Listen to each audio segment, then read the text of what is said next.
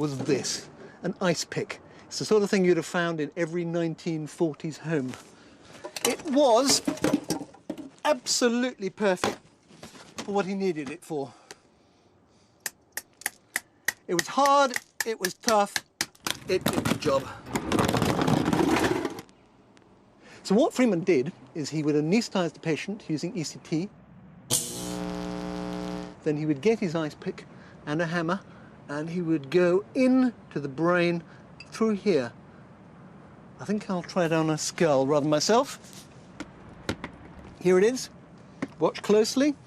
He's going in here. He pushes the eyeball out of the way and he works his way to the back, to a thin bit of bone right at the back. And then what you do is you bop it through the skull. Yep, going through, going about 5 centimeters, and then you just squiggle it around. He was actually much more adept than I was, but he would use 2 at the same time. And then out it comes. And according to Freeman, the only post-operative care the patient needed was a pair of dark glasses.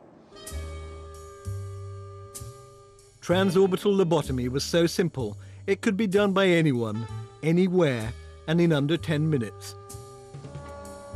Walter Freeman performed thousands of lobotomies. His technique spread so widely, it's estimated that more than 100,000 people were lobotomized, with mixed results. They had their failures, but there again, a remarkable number of those patients returned to their families and had some kind of a life. Now, it's certainly true that some of the patients became more docile and easier to handle, but many of the others were so badly damaged they could never take their place in the world. And of course, some died. This young man is one of lobotomy's success stories. Cases like his encouraged Freeman to extend his practice.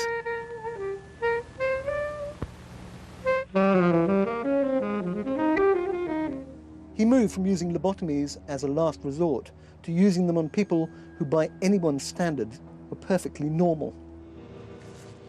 Hi there. Howard, I would guess? Hi, I'm Howard Dully. Hello, I'm Michael Mosley. Glad to meet you. And you. So this is your sort of childhood neighborhood, is it? Yes, it is. This is the place. Which way's the house? House is over in here.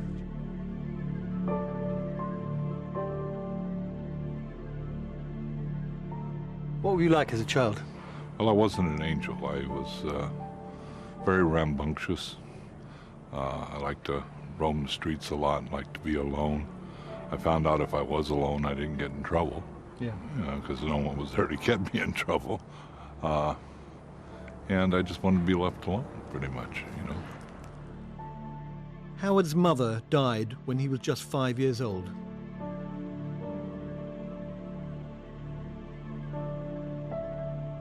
His father married again, but Howard and his new stepmother, Lou, had a very difficult relationship. I felt that she was trying to take the place of my mother, and I resented that, so. How did she respond?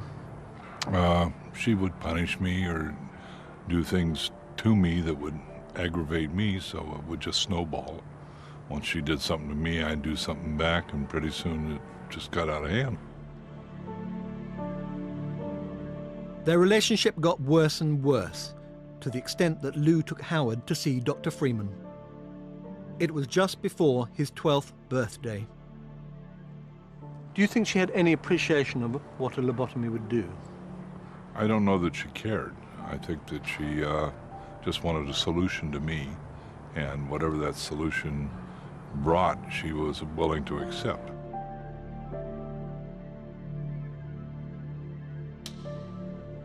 This picture shows Howard undergoing his lobotomy.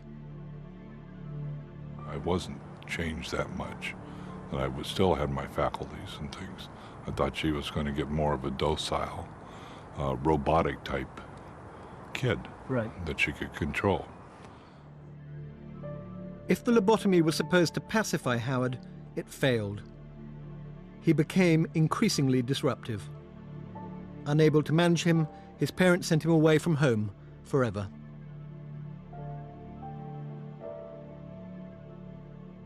I had gone to several people's homes and then made a ward of a court at juvenile hall. And since I didn't commit a crime, they sent me to Agnews at age 13, 14 years old. And I was put in with adult mentally ill patients. Wow. I just was a kid that had no place to go, is what they kept telling me. Right. We have no place to send you. And then I went back to juvenile hall, back on the streets, got in trouble because I didn't have any skills or know how to live. And went back to Agnews till I was 20. It was either that or prison. Do you think Walter Freeman stole something from you? I think he took my childhood. I think he took my childhood and some of my adulthood, because I'm probably about 20 years or better behind the average person. What I'd really like to do is I'd like to take you along to an MRI machine where we can actually have a look inside your brain, because I think it is extraordinary. I think you're an extraordinary individual, and I'd be very, very interested, and I hope you are, in what the MRI machine might reveal. Well, thank you. Of the 100,000 people who were lobotomized, Howard is the first to have a high-resolution MRI scan. I feel privileged to be here.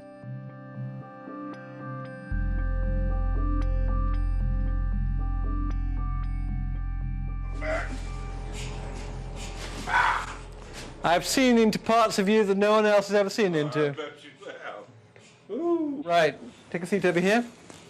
Take a foot. So we have had a good look at your brain. It's been there I are. absolutely fascinating. Here's the front of his head. This is his eyebrow, his eye. His nose will be over here, the back of his head. The knife should have gone in above the eye. Right, okay. And then you can see this black region here is wow. not normal. That's abnormal, is That it? is abnormal, yes. Right. See, inside my head I have a black hole. There you go. I got two of them, as a matter of fact. Cut the brain this way So this would be instead of considered- from the side.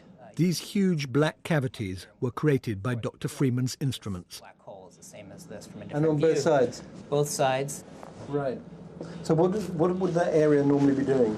So the frontal lobes are important for long-term planning, inhibition of a response. One of the most obvious things that people who have damage in this part of the brain is they become very impulsive. Right, okay. And unable to control their impulses. And that's the paradox, isn't it? They went through all that, they put you through all that, and actually it was the exact opposite of what they were hoping to achieve. Right. It would have made you worse in a funny way. It would have made you much more likely to misbehave. Is that right? Yeah, I would agree. Certainly if you did this to an adult, I would expect them to be permanently impaired and Right. not be able to control their impulses.